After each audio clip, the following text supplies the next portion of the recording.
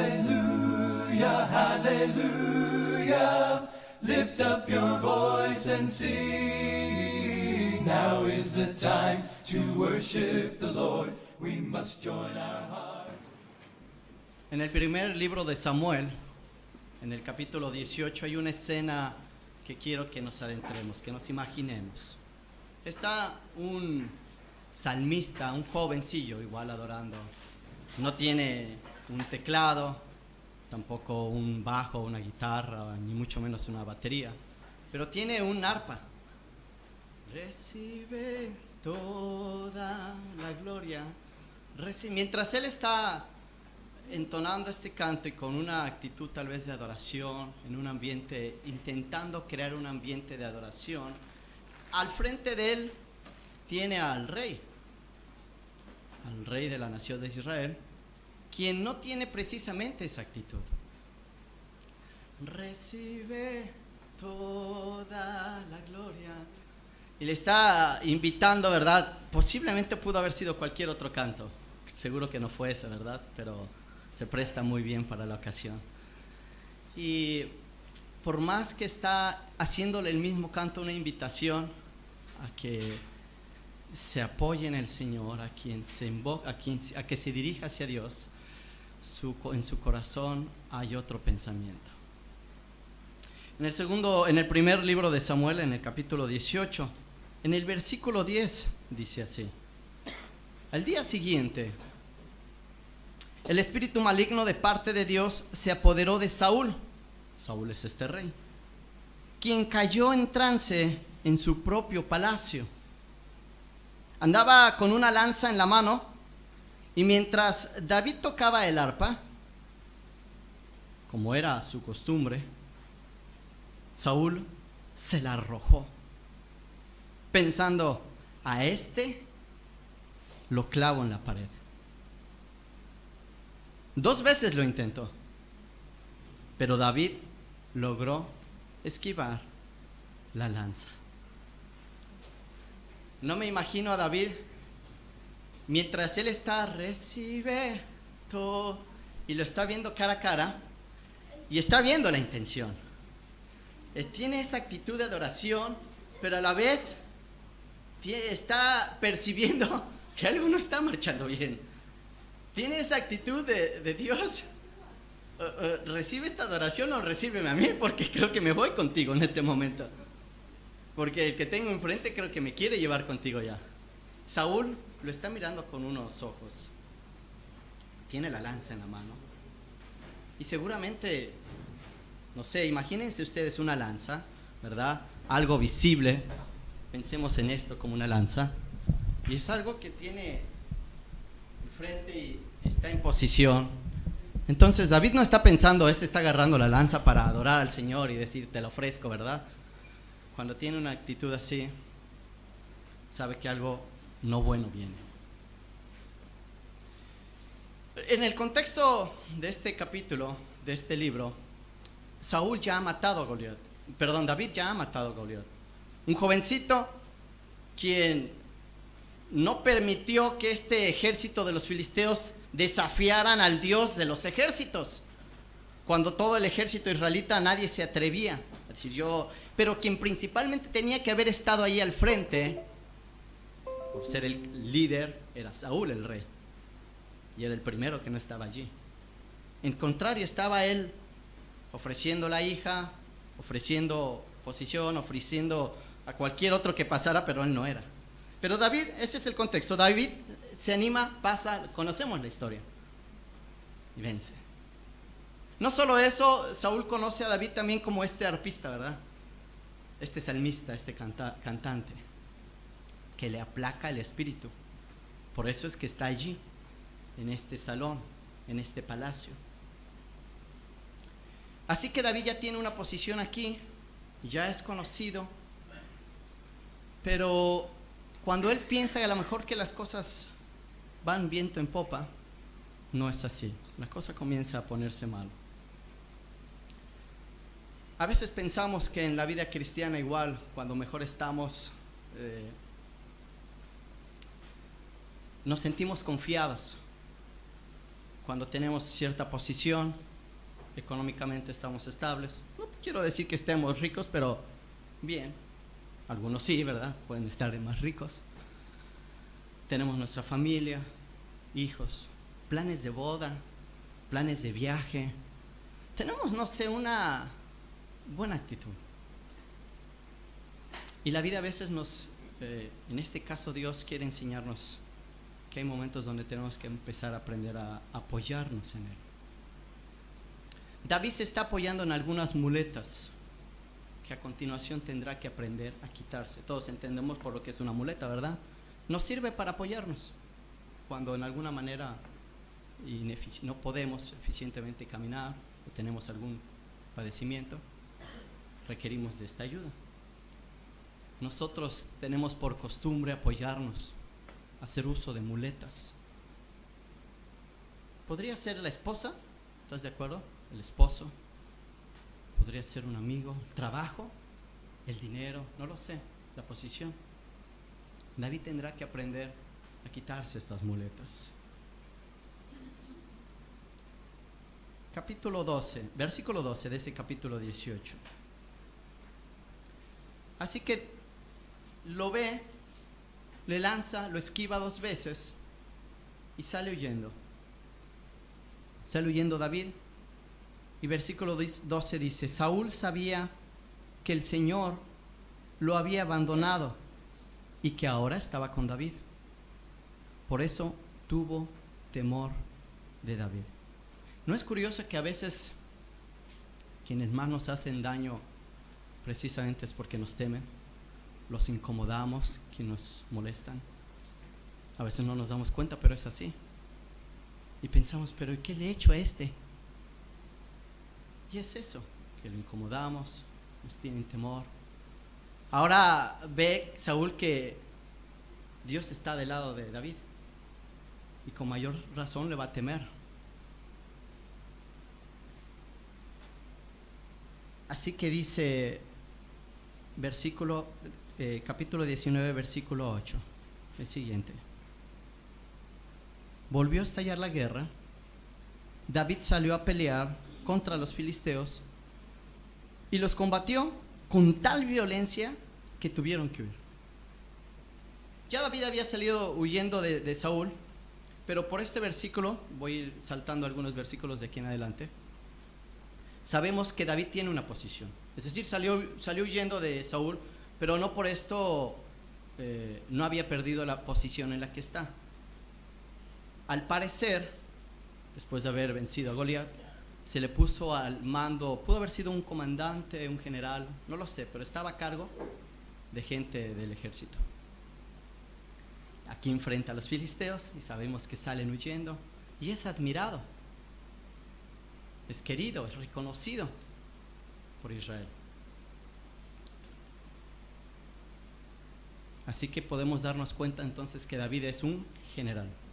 Y está entonces en el palacio, ya no solamente como alguien que venció a Goliat, como alguien que es un cantante, un salmista, sino también que es un general.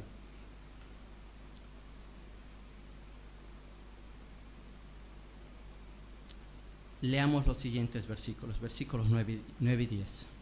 Sin embargo, un espíritu maligno de parte del Señor se apoderó de Saúl.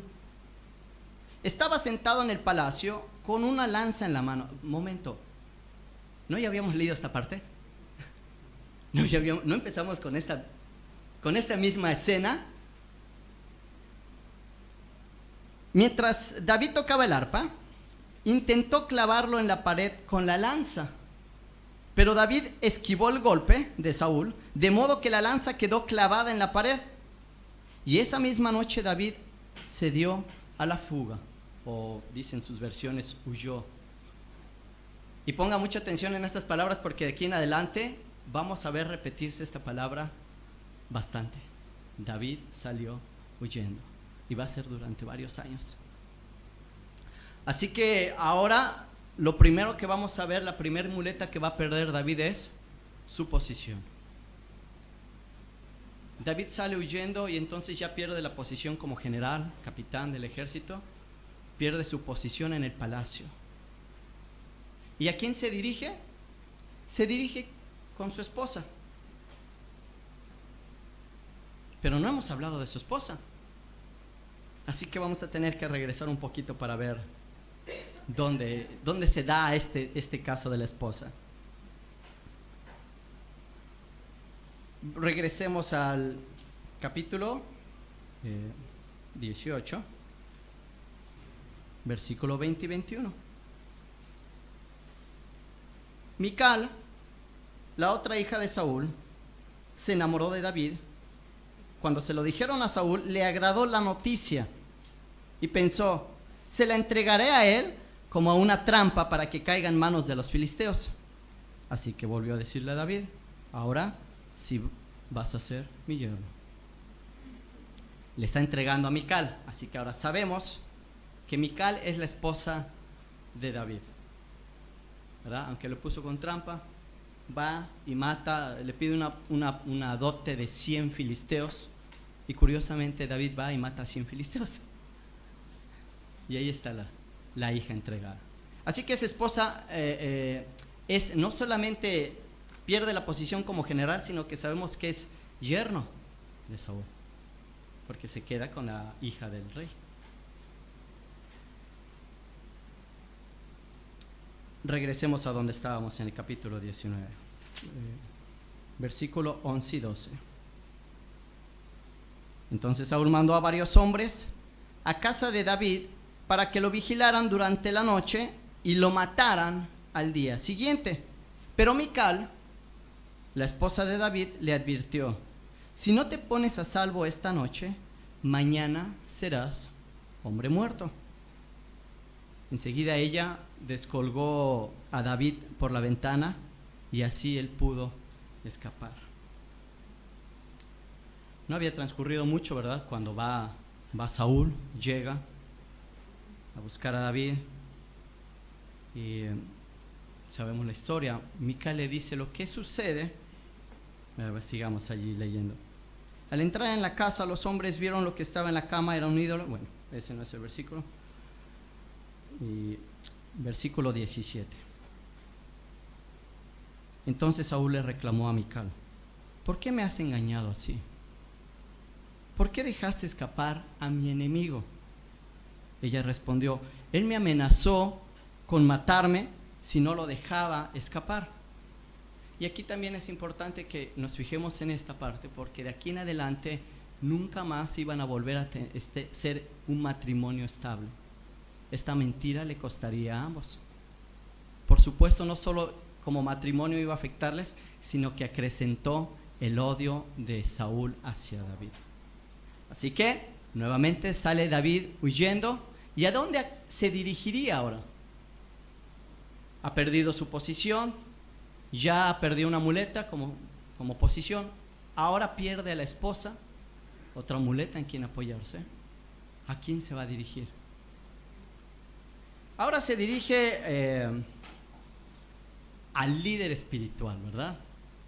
No sé, a lo mejor tú pensarías: bueno, a lo mejor me dirijo hacia otra persona, pero él decide dirigirse hacia su líder espiritual, en particular a quien lo ungió como el que iba a ser el rey de Israel.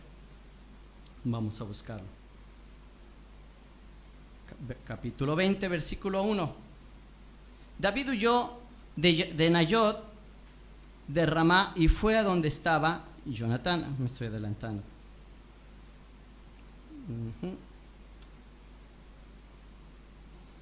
18, sí. Gracias.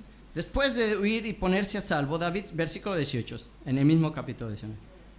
Y fue a Ramá para ver a Samuel y contarle todo lo que Saúl le había hecho. Entonces los dos se fueron a vivir a Nayot. No había transcurrido mucho tiempo cuando alguien le informó a Saúl que David ya está en Nayot de Ramá otra vez, así que tiene que volver a ponerse en marcha. Ahora sí, versículo 1 del capítulo 20. Y huye de Nayot en Ramá y acude a su tercera muleta. Ya pierde a Samuel, ya perdió a su esposa, perdió la posición. Se dirige al amigo, se dirige a Jonatán Y ahora vamos a ver cómo pierde a Jonathan. Le dice Jonathan, mira, ellos hacen un pacto que nada sucederá porque su padre no hace nada sin que no le cuente a él lo que va a hacer. Pero David le dice, no es así. Primero le dice, ¿yo qué? No he hecho nada. ¿Por qué él me persigue? ¿Por qué insiste? Para no hacer la historia larga, vayamos hasta el versículo 42.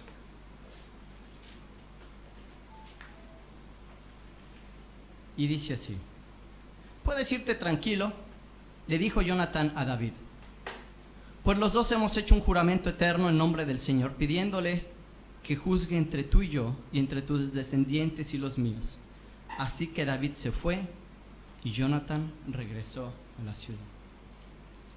Porque finalmente Jonathan supo que el padre seguiría insistiendo hasta matar a David. No tenía escapatoria. Así que tuvo que reconocer que tenía que separarse de él.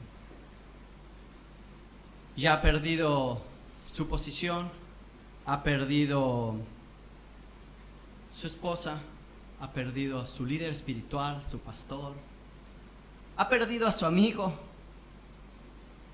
¿A quién se va a apoyar? ¿En qué se va a apoyar ahora David? ¿En quién te apoyarías tú? Bueno, si somos muy espirituales diríamos, bueno, en Dios, ¿verdad? En Dios me voy a apoyar. Pero hay algo que tiene que aprender todavía David para que vaya a ser el líder que va a ser, del cual íbamos a recordar y al cual se le iban a dedicar tantísimos capítulos en la Biblia. De hecho, el hombre que iba a decir que tiene un corazón conforme, semejante al de Dios. Para eso tenía que despojarse del yo todavía.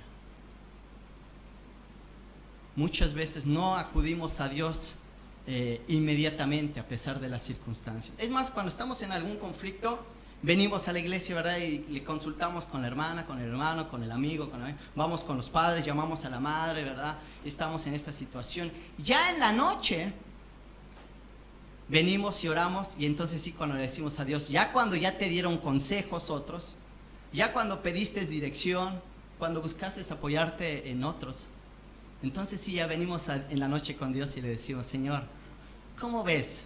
Bueno, esto y esto, aunque ya tenemos de antemano un plan, ¿verdad? Y queremos que Dios lo bendiga. Y esperamos que Dios nos guíe. Bueno, en este caso David tiene que todavía despojarse de ese yo, para que él aprenda finalmente a apoyarse por completo en el Señor. Así que es perseguido. Jonathan le dice, vete en paz, porque ambos hemos jurado en el nombre de Jehová, diciendo, Jehová está entre tú y yo, entre tu descendencia y mi descendencia. Y él se levantó y se fue. Momento dramático, ¿verdad? Para él. ¿Qué iría pensando?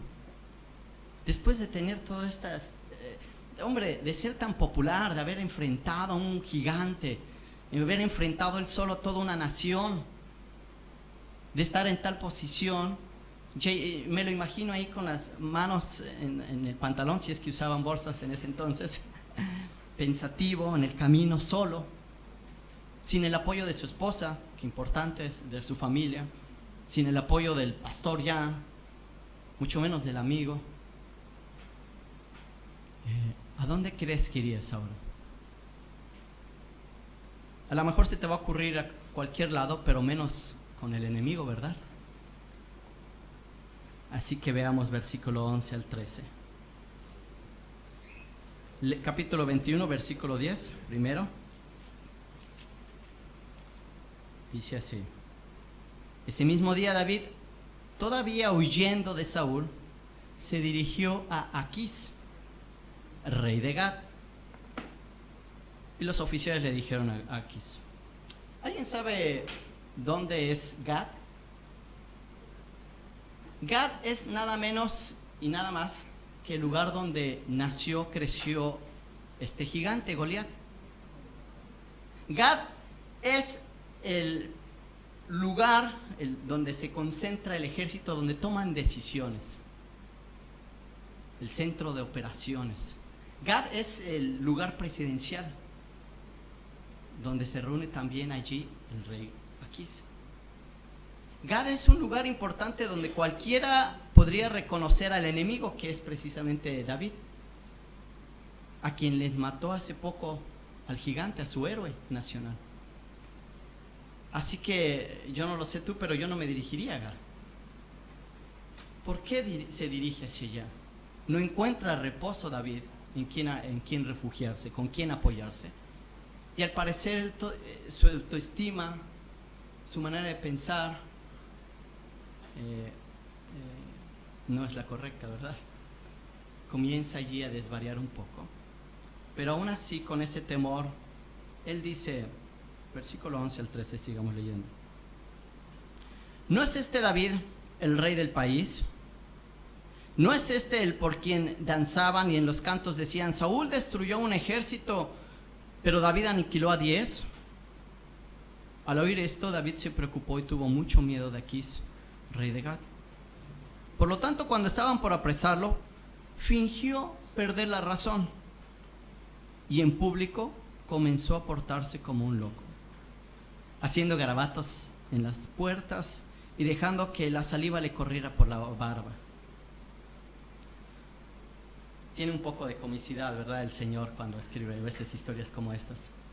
Y a mí me da risa, porque yo no me imagino a David, en primer lugar, porque va con el enemigo, pensando que va a encontrar refugio allá. Pero en fin, se dirige hacia allá y cuando entra inmediatamente todos sus miradas son hacia él. Entonces inmediatamente él siente ese temor y lo primero que se le ocurre, cuando él ya había enfrentado a este ejército, todo un país, toda una nación, y ahora dice que aquí tiene miedo. Y entonces dice, se pasa por lo que se deja correr la saliva y empieza a rasgar las paredes. ¿Hasta dónde ha llegado su estima? ¿En qué posición se siente él? Ya no es ese héroe nacional. Es más allá de esas fronteras, su fama había trascendido. Ya no es más esa figura con carácter, con arrojo, con valentía, el que conocíamos un capítulo anterior. Y si se hace pasar por loquita, tirándose la baba, y entonces lo agarran, pensando él, claro, si me hago pasar por loco, capaz si no me matan, y lo llevan ante el rey. Y vean esto. Así que dice, versículo 14, Aquís dijo entonces a sus oficiales, ¿pero qué no se fijan? Ese hombre está loco. ¿Para qué me lo traen? ¿Acaso me hacen falta más locos? Le dice, ¿no tengo suficientes locos ya aquí en este reino como para que me traigan uno más? Ni en el propio territorio del enemigo encuentra consuelo David. Llévenselo de aquí. Así que ahora sí tenía que aprender David a confiar en el Señor. La última muleta que tiene que despojarse David es la de él mismo, la autoestima, la personalidad. Porque muchas veces, ¿verdad?, decimos como creyentes, sí, aleluya, amén, y confiemos, podemos cambiar Uruguay, podemos cambiar la familia, podemos enfrentarnos a eso.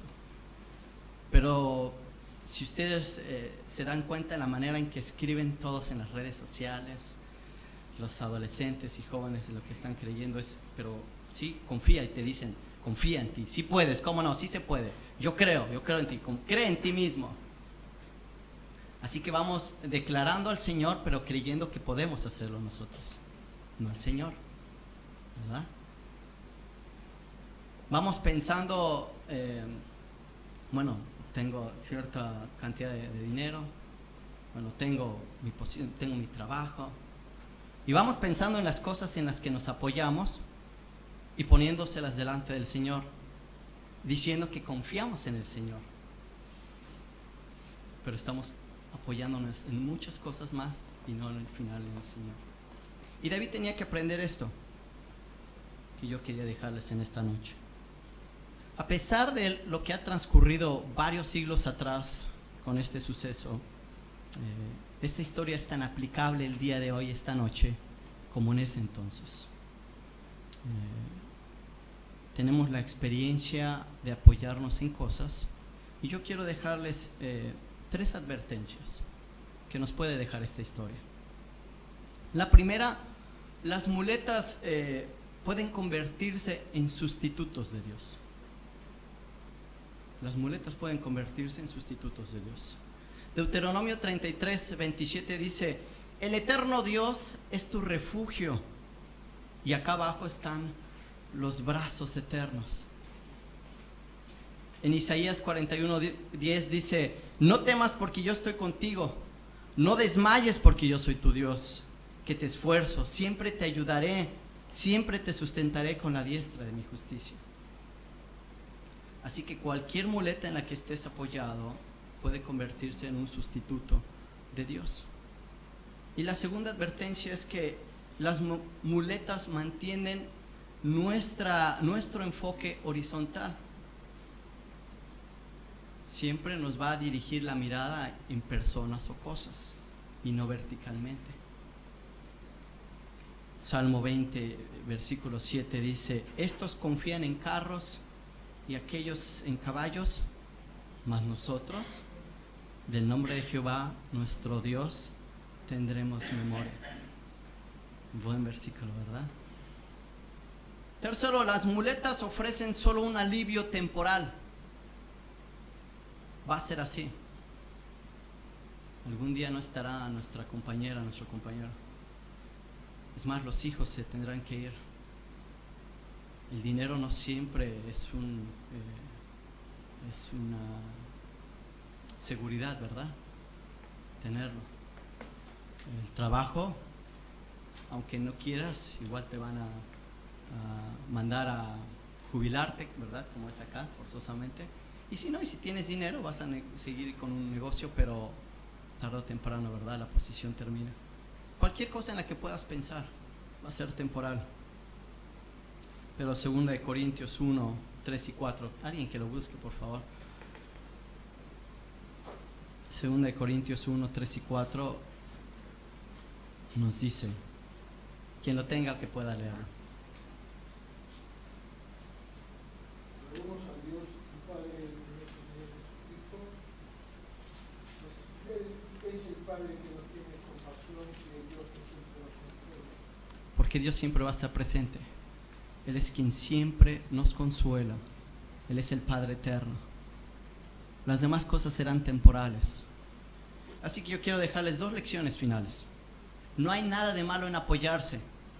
De hecho, fuimos creados con esta necesidad de otros. Estamos hechos para apoyarnos en alguien. Por ello es que aunque vivamos alrededor de 1,5 millones de personas, experimentamos soledad, ¿verdad? Quien la experimente. Porque tenemos esa necesidad de otros. No hay nada de malo en apoyarse. Pero cuando esa muleta se convierte en un sustituto de Dios, entonces sí. Dios nos creó con esa necesidad, dejó un hueco en el trono allí para que pudiéramos apoyarnos en Él. Cuando tú vienes a Cristo, entonces te sientes completo. Hace 20 años, cuando yo estaba siendo enfrentado para conocer a Dios, mi primer pensamiento fue: no, mis amigos, las personas con las que me rodeaba, no es que eran un modelo de gente de vida, pero tenían influencia en mi persona por ser con amistades. Y mi primer pensamiento fue: no, si vengo a Dios, no, ¿qué van a decir ellos? Curiosamente, Dios insistió por otros lados, con otras personas quienes me hablaron también de Dios. Y entonces mi segundo pensamiento fue: no, porque ¿qué va a decir mi familia? No era yo un creyente. Curiosamente, Dios insistió por otra forma, en otro lugar. Y entonces yo pensé: no, pero ¿qué es todo lo que tengo que dejar yo? Y siempre vamos a tener, ¿verdad?, una excusa. La Biblia dice que no hay quien busque a Dios, ni uno solo. Así que finalmente tuvo que llamarme en las circunstancias correctas para que yo dijera: bueno, no me hará mal, tal vez, ¿verdad?, doblando un poco el brazo, diciendo, bueno, voy a leer un poco la Biblia, a ver qué es lo que tiene para mí. Gracias a Dios, el Espíritu Santo me convenció. Así que no hay nada de malo en apoyarse, pero cuando nos apoyamos en el Señor, ahí entonces es donde encontramos el camino correcto. Segundo, verse privado de todas estas muletas es una de las experiencias más dolorosas. Que tú pierdas, se me hace recordar a Job, que tú puedas perder todas estas cosas, va a ser doloroso. Sí. Yo se lo compartí rápidamente aquí, las muletas que pierde David. La posición, la esposa, el amigo, y no suena tan intenso, ¿verdad? Cuando lo leemos, pero créemelo. En el momento en que pierdes a tu pareja, duele. Cuando pierdes a un amigo, duele. Aquellos quienes han confiado en el dinero, se quitan la vida, de hecho, ¿verdad? Duele. Aquellos quienes han confiado en su líder espiritual, duele. Cuando no sientes en quién apoyarte, es doloroso. No encuentras un alivio.